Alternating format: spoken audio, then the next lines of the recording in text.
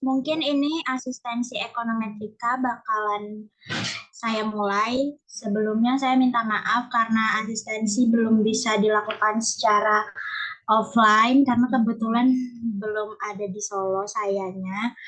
Jadi kita langsung mulai aja ya.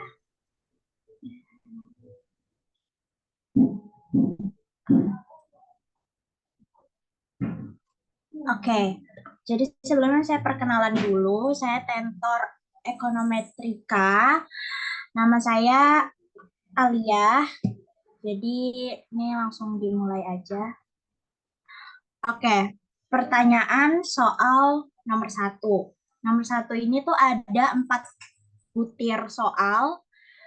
Eh, satu titik satunya itu soalnya buatlah rumus dasar persamaan regresi linier dengan satu variabel independen atau bebas dan menggunakan contoh tersebut buatlah tahapan ekonometri dari awal hingga akhir. Terus yang kedua, dalam analisis ekonometri ada persyaratan yang harus dipenuhi yaitu blue. Jelaskan apa yang dimaksud dengan blue. Yang ketiga itu ada jelaskan perbedaan analisis regresi dan korelasi, dan yang keempat itu jelaskan perbedaan antara koefisien korelasi dan koefisien determinasi. Oke, aku bakalan jelasin yang butir pertama dulu. Mungkin kalian pasti udah nggak asing ya dengan kata variabel independen atau bebas.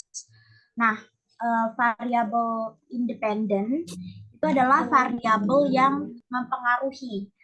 Sedangkan variabel dependent itu variabel yang dipengaruhi. Contohnya gimana sih? Misal contohnya independen itu adalah jarak. Misal kalian apa namanya pengen ke tempat atau ke sebuah lokasi, itu kan pasti butuh jarak kan. Nah, itu tuh merupakan variabel yang mempengaruhi. Nah, yang dipengaruhinya itu adalah waktu. Itu merupakan variabel dependent gitu. Nah, di sini kan tadi suruh buatin rumus kan. Rumus atau persamaan regresi linear sederhana tuh apa sih?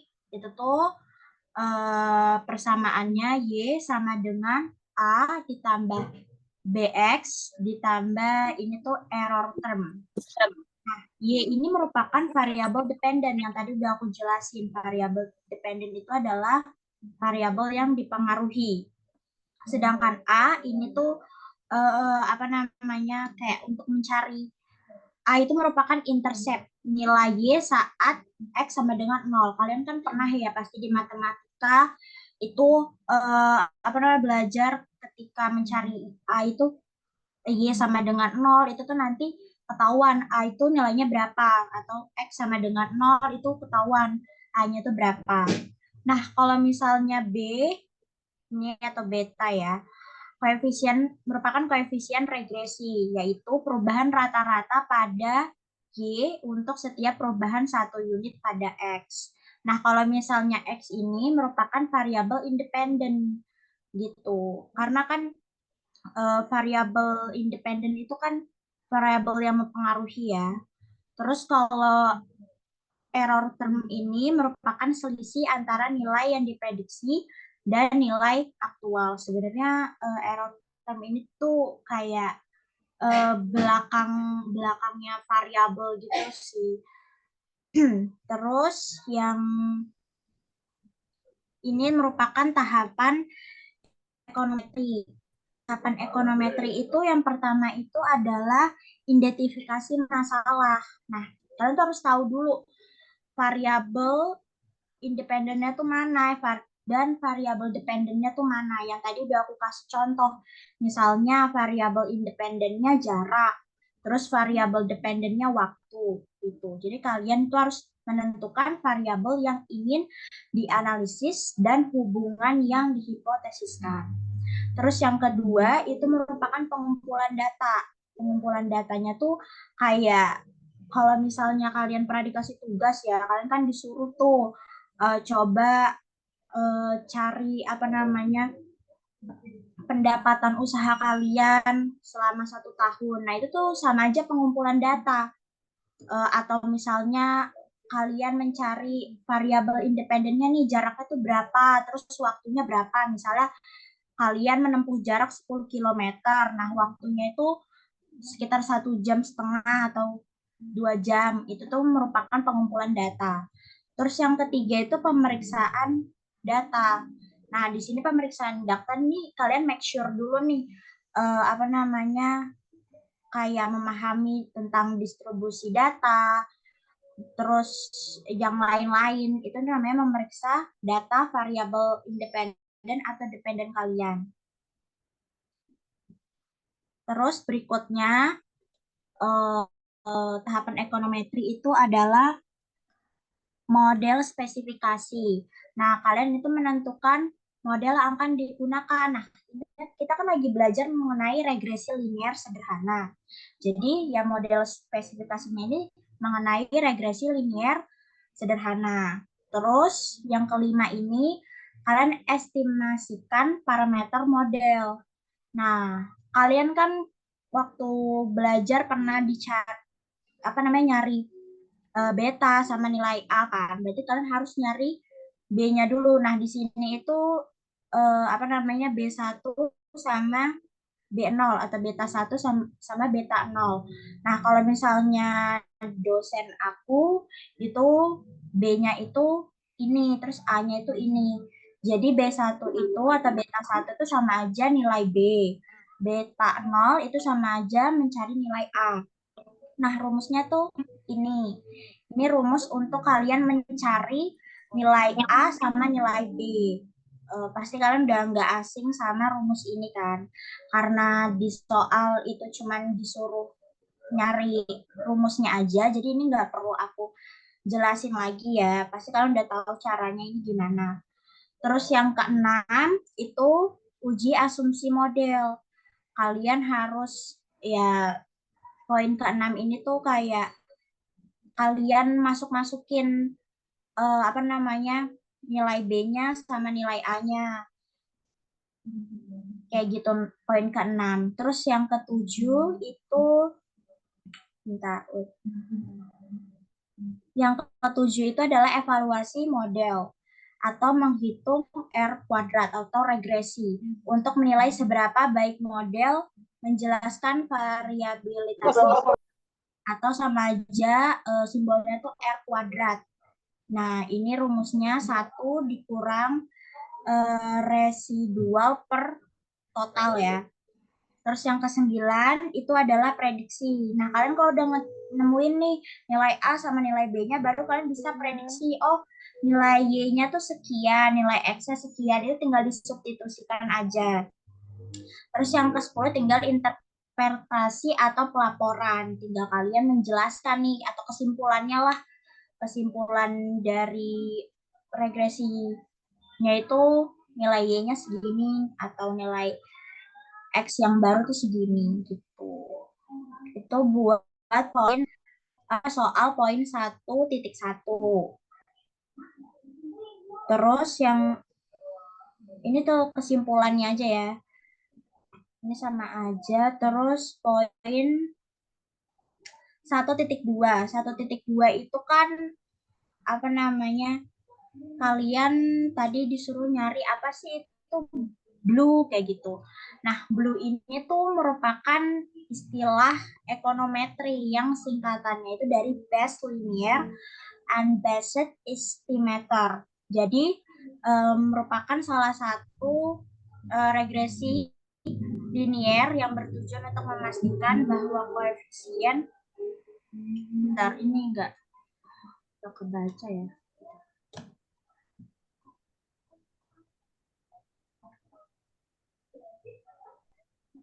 Nah, aku bakalan ngejelasin masing-masing dari kata si blue ini. Blue ini tuh kan merupakan salah satu singkatan ya, yaitu base, linear, unbiased, sama estimator. Base-nya itu adalah terbaik. Jadi koefisien dalam konteks ini tuh kayak bentar ya. Koefisien yang diestimasi harus memiliki varian terkecil di antara semua estimator linear yang tidak bias. Dalam konteks ini terbaik berarti bahwa setiap estimator memiliki efisien maksimum dalam arti memiliki varian terkecil di antara estimator linear lainnya yang tidak bias. Pokoknya ya ini penjelasan dari dulu ya. Terus yang kedua itu ada linear. Linear ini kan merupakan pendekatan kan yang digunakan untuk memodelkan hubungan antara variabel dependen dan independen. Terus yang ketiga itu ada unbiased atau tidak bias. Koefisien yang dihasilkan dari estimasi harus tidak bias, yang berarti rata-rata dari estimasi koefisien akan sama dengan nilai sebenarnya dari koefisien populasi. Terus yang keempat itu adalah estimator. Ini menunjukkan pada metode yang digunakan memperkirakan parameter dari populasi. Jadi estimator ini menunjukkan nilai tadi beta 0 dan beta 1 yang kita hitung dari data sampel. Itu jawaban dari poin 1.2. Terus selanjutnya,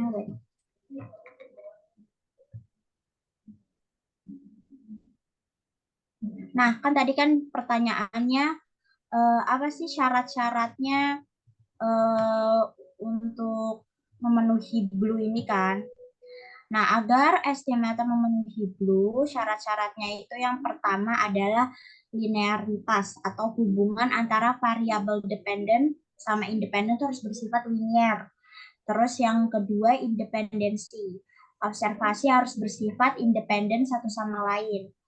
Yang ketiga itu ada homoskedasticity atau varian dari residual harus konstan untuk setiap level dari variabel independen. Ini berarti bahwa kesalahan tidak boleh menunjukkan pola tertentu. Terus yang keempat, syaratnya itu tidak ada multikolineritas dan yang kelima itu adalah normalitas. Ini sebenarnya kayak teori blue gitu. Blue itu tuh yang aku lihat dari buku tuh dia itu tuh teorinya Gauss-Markov ya. Jadi dia menanamkan ide dasar teori dan bersifat blue ini. Terus selanjutnya, nah ini jawaban 1.3. Tadi kan apa sih perbedaan analisis korelasi sama analisis regresi? Nah, analisis korelasi itu digunakan untuk mengetahui keratan antara dua variabel dan untuk mengetahui arah hubungan yang terjadi gitu. Kalau misalnya nanti kalian menghitung sebuah sampel, itu kan pasti ada dua variabel. Nah, ada nanti hubungan yang terjadi atau arah hubungannya itu positif atau negatif gitu. Nah, koefisien korelasi ini menunjukkan seberapa besar hubungan yang terjadi antara dua variabel. Itu untuk analisis korelasi. Nah, analisis regresi adalah hubungan secara linear antara dua atau lebih variabel independen X1, X2, dan seterusnya dengan variabel dependen atau Y. Analisis ini variabel dependen. Apakah masing-masing variabel independen berhubungan positif atau negatif dan untuk memprediksi nilai dari variabel dependen apabila nilai variabel independen mengalami kenaikan atau penurunannya. Jadi tuh mereka berdua sama, tapi untuk analisis regresi tuh dia lebih ngefokusin sama variabel independen dan variabel dependen. Dan dia kan di sini antara dua variabel atau lebih. Terus yang selanjutnya itu 1.4 bentar ya. 1.4 itu kan apa namanya? kita disuruh mencari perbedaan apa sih koefisien korelasi dan koefisien determinasi. Nah, hubungannya mereka ini memiliki makna dan fungsi. Di sini ada penjelasannya ya, penjelasan dari koefisien korelasi terlebih dahulu. Koefisien korelasi adalah ukuran statistik yang menggambarkan kekuatan dan arah hubungan linier antara dua variabel. Koefisien ini biasanya disimbolkan dengan R. Jadi koefisien korelasi itu simbolnya itu adalah R. Nah, di sini tuh ada persyaratannya ya. Ketika nilai R berkisaran antara -1 dan 1. Misal R itu kita dapat 1, berarti menunjukkan hubungan positif sempurna. Tapi ketika R sama dengan -1, itu menunjukkan hubungan negatif sempurna. Nah, ketika R sama dengan 0, menunjukkan tidak ada hubungan linier. Nah, yang kedua itu koefisien determinasi. Pengertiannya adalah ukuran yang menunjukkan proporsi variasi dalam variabel dependen yang dapat dijelaskan oleh variabel independen dalam model regresi. Nah, di sini juga ada persyaratan nih nilainya.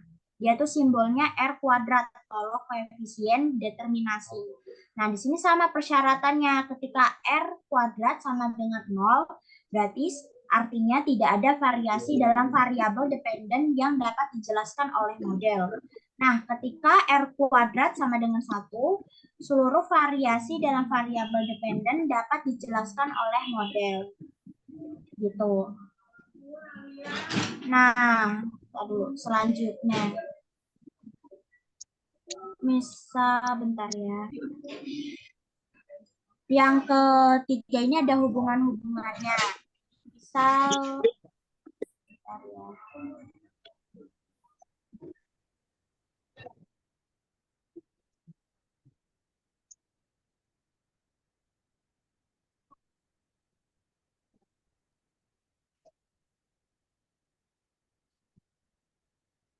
Oke, maaf ya, aku lanjut.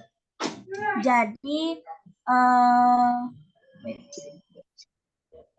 nah, untuk mengetahui perbedaannya, dia itu tuh ada tujuan mengukur kekuatan arah hubungan antara dua variabel. Nah, interpretasinya yaitu mengindikasikan seberapa baik dua variabel berhubungan secara linear tanpa menentukan sejauh mana satu variabel mempengaruhi yang lain. Jadi, koefisien korelasi ini, dia ini tuh harus tahu nih arahnya mana, positif atau negatif gitu. Sedangkan koefisien determinasi dia ini tujuannya menunjukkan sejauh mana model regresi dapat menjelaskan variasi. Nah, di sini interpretasinya memberikan proporsi variasi dalam variabel dependen yang dapat dijelaskan oleh variabel. Misalnya, R kuadrat sama dengan 0,75. Dia kan bentuknya desimal. Berarti 75% variasi dalam variabel dependen dapat dijelaskan oleh model yang digunakan. Gitu. Karena koefisien determinasi ini dia itu tuh lebih kayak mengenai variabel dependen gitu. Terus hubungan antara keduanya juga ada ya. Koefisien korelasi atau R dan koefisien determinasi R kuadrat memiliki hubungan matematis langsung. Berarti R kuadrat sama dengan R kecil kuadrat. Dengan kata lain, jika Anda memiliki koefisien korelasi R antara dua variabel, maka koefisien determinasi dapat diperoleh dengan mengkuadratkan R. Jadi kalau misalnya koefisien korelasinya itu di antara dua variabel, maka koefisien determinasinya dapat diperoleh dengan mengkuadratkan R. Berarti sama aja R besar kuadrat atau R besar kuadrat ini kan merupakan koefisien determinasi. Sama aja R kecil kuadrat gitu. Nah, ini ada penggunaan dalam analisis statistik. Kalau koefisien korelasi ini digunakan saat kita mengetahui ada hubungan antara dua variabel atau seberapa sih kuatnya. Kalau determinasi ini menilai seberapa baik model yang dibuat dapat menjelaskan data. Nah, di sini ada penggunaan dari analisis statistik ya. Nanti kalian bisa baca kalau misalnya ininya aku share PPT-nya. Nah, ini untuk pertanyaan yang kedua. Pernyataan yang kedua ini sebenarnya kalian tinggal analisis aja sih datanya. Jadi jangan terkecoh maksudnya jangan terkecoh ini gue harus ngitung atau gimana. Itu enggak ya. Jadi ini kita tinggal analisis aja. Yang kedua, A itu kita mencari definisikan variabel bebas dan variabel tidak bebasnya. Terus yang B, tulis interpretasi dan koefisien regresinya. Dan yang C, jika koefisien baru menggunakan produk baru dikenal dengan ragu-ragu skor 50, hitunglah prediksi kepuasan pelanggan baru tersebut. Dan yang D, ini berdasarkan nilai T, tunjukkan apakah koefisien regresi dari model di atas signifikan secara statistik. Nah, sebelumnya ini aku mau ngasih kayak pandangan gitu ya. Ini kan ada kepuasan sama ragu-ragu. Jadi ibaratnya kalau misalnya kepuasannya itu misal 30, berarti ragu-ragunya 70 gitu. Anggaplah di pikiran kita tuh kayak gitu. Nah, baru kita analisis nih. Analisis yang 2A ya. 2A itu kan pertanyaannya definisikan variabel bebas atau variabel tidak bebasnya. Tadi aku udah tahu ya variabel bebasnya itu apa contohnya. Variabel bebas itu kan berarti variabel independen. Independen itu kan berarti mempengaruhi. Nah, sedangkan variabel tidak bebasnya itu dependen. Berarti yang dipengaruhi. Berarti yang independennya tuh apa? Ragu-ragu kan? Karena variabel ragu-ragu ini mempengaruhi tingkat kepuasan pelanggan. Dalam konteks ini, ragu-ragu bisa diartikan sebagai sejauh mana pelanggan merasa ragu atau bimbang terhadap sebuah produk. Nah, jadi kalau misalnya nih, ada konsumen dia ragu-ragu membeli barang, berarti kan lebih tingkat ragu-ragunya itu kan yang menjadi pengaruh gitu. Sedangkan variabel tidak bebasnya atau dependennya itu adalah kepuasan. Nah, karena variabel yang dipengaruhi oleh ragu-ragu. Dalam hal ini, kepuasan pelanggan adalah hasil yang diukur untuk melihat dampak dari variabel ragu-ragu. Jadi, kenapa sih variabel kepuasan ini berarti kayak kenapa sih dia ragu-ragu tingkat kepuasannya tuh berapa kayak gitu. Kenapa dia bisa sampai ragu? Makanya dia bisa dibilang variabel dependen itu karena dia dipengaruhi oleh variabel ragu-ragu gitu. Terus sekarang yang 2B, tulis interpretasi dari koefisien regresinya. Nah, di sini kita lihat nih di soal yang tadi. Di soal yang tadi itu kan kepuasan sama dengan 200,932 dikurang 2,903 ragu-ragu. Nah, berarti interpretasinya atau konstantanya itu yang di depannya. Yang di depannya tadi kan 200,932. Nah, sedangkan koefisien ragu-ragunya atau beta satunya 2,903. Nih, yang di soal. Ini berarti interpretasi. Nah, yang 2,903 itu merupakan koefisien ragu-ragunya. Jadi, paham lah ya, ini tinggal kalian analisis aja. Nah, di sini interpretasi kan 200,932. Ketika nilai ragu-ragu adalah 0, maka nilai kepuasan yang diprediksi adalah 200,932. Namun dalam konteks ini nilai ragu-ragu tidak mungkin 0, sehingga interpretasinya pasti lebih atau bersifat matematis. Karena kan di sini dinilai ini kan ragu-ragunya tidak diketahui ya. Jadi mungkin disama dengan 0. Terus untuk koefisien ragu-ragu sama dengan 2,903. Setiap peningkatan 1 unit dalam skor ragu-ragu akan mengurangi skor kepuasan sebesar 2,903.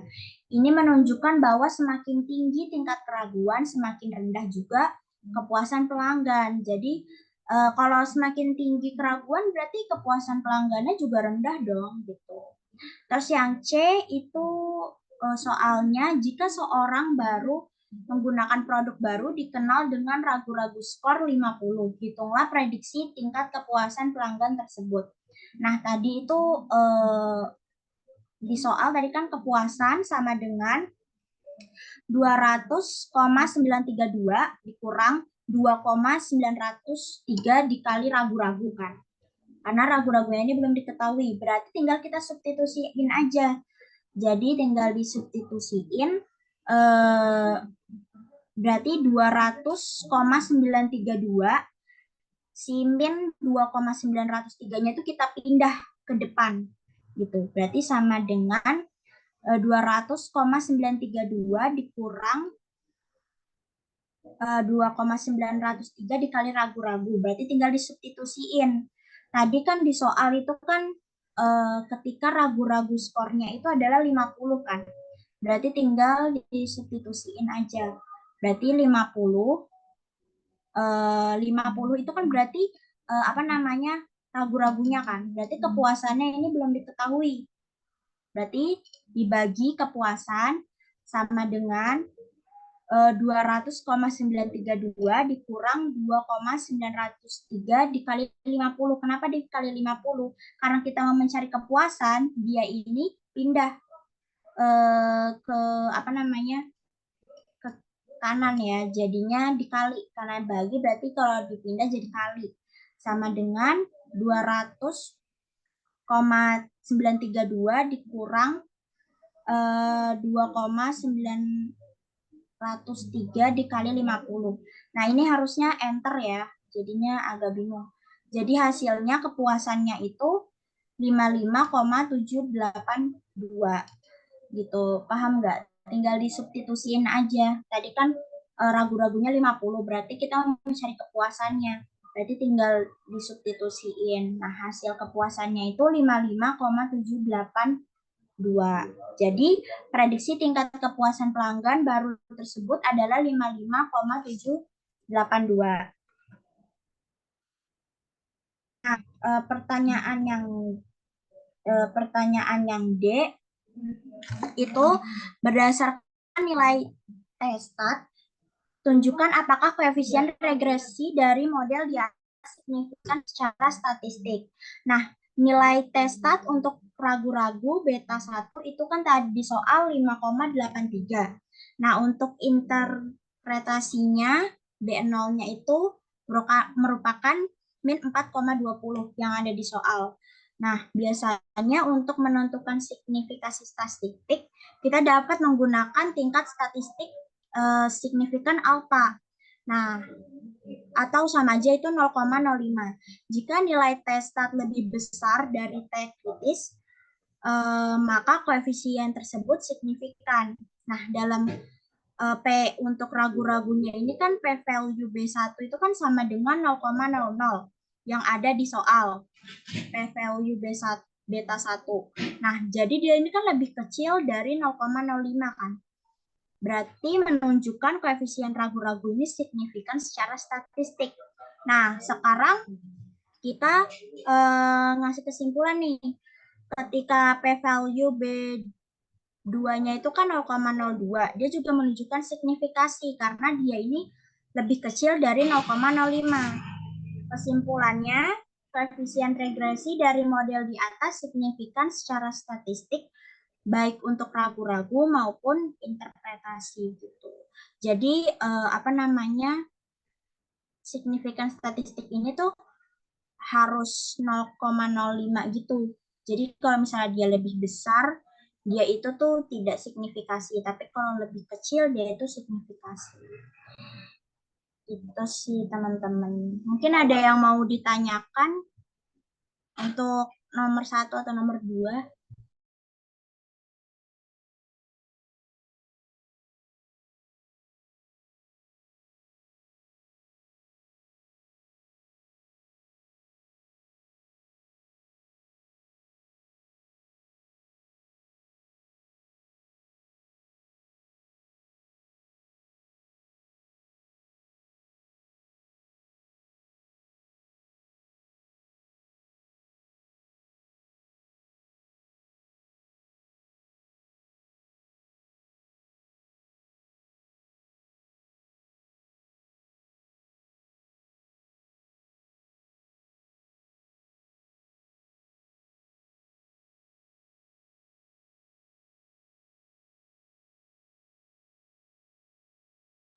Teman-teman untuk jangan live dulu ya, karena di sini ada absensi sama kuesioner. Bentar aku share.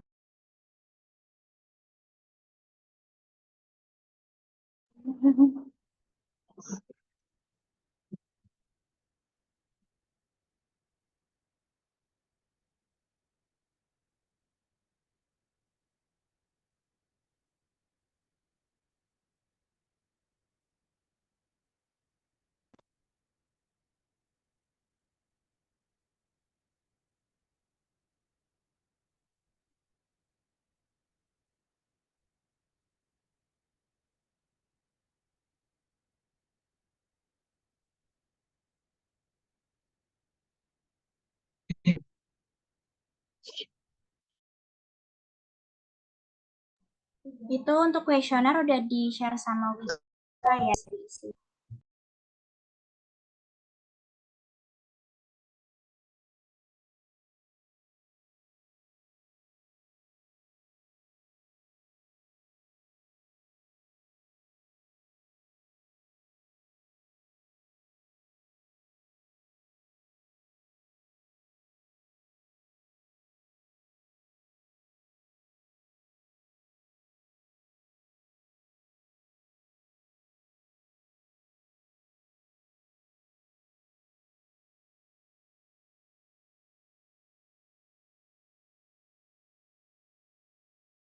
Oke teman-teman, kalau semisalnya udah nggak ada yang mau ditanyain, kalau ada yang mau ditanyain juga nanti bisa tanya di grup atau PC aku langsung.